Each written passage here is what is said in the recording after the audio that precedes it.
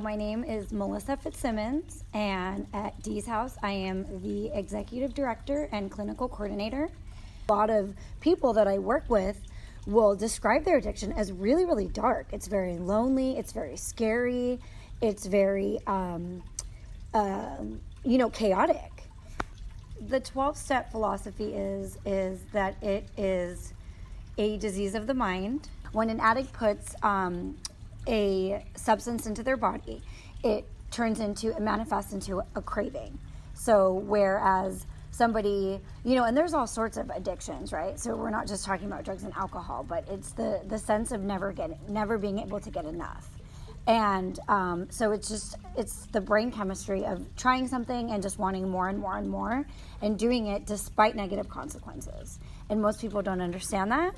But when you are doing something to excess and you don't stop as a result of negative consequences, it's an addiction. Also, the disease of the mind, so you continue to use despite those negative consequences, and that's the malady in the brain.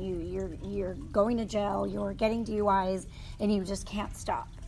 And even for the case of maybe some of the residents here at Dee's House, like you're losing your children. Or you're not being able to absolutely. In fact, addiction is one of the most common reasons for domestic violence and also, for kids being placed in the foster system.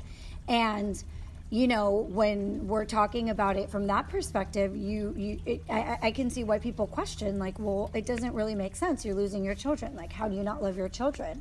But at the same time, doesn't that just show how powerful the disease of addiction is, that a mother can leave their child?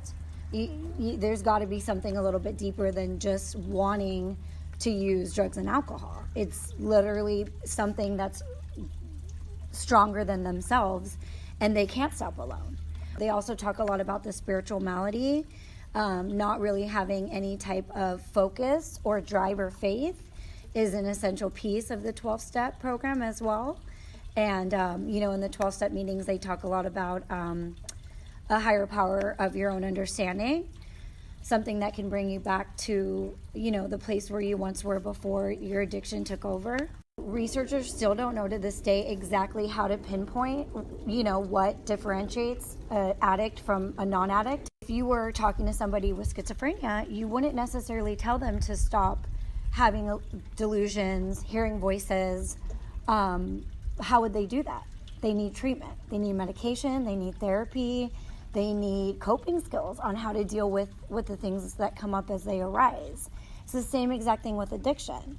You can't tell somebody that has, brain chemistry that is not intact to stop something that makes them feel better. It's self-medication is what it is. So what we do here for recovery, I'm just going to speak of it as what we do here at Dee's House. We do 12-step meetings. We do, the girls will meet with a licensed spiritual counselor for guidance, as well as a licensed marriage and family therapist. They do psychoeducation groups. So basically what it is in a nutshell is therapy to deal with past issues, maybe past experiences, PTSD, things that they have maybe experienced that they weren't working through because they were self-medicating. And so we do that, and then also the 12-step meetings are really essential for recovery. That's what we believe here, and I see it from a personal perspective that it's essential. And it's the same thing. It seems a little bizarre to people that aren't in the field. However, if you have diabetes, you need insulin, and that's just kind of the way that it goes. We're born a certain way, and we need the right medication to balance us out. I've seen a lot of success stories, even in adolescents, which adolescent is a really tough population to work with.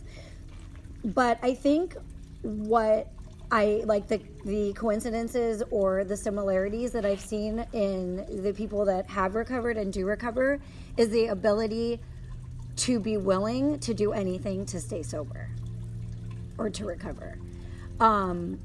People that resist treatment often like to hold on to their old ideas and their old ways of doing things. And the truth is, if you're going to change your life, you have to change it.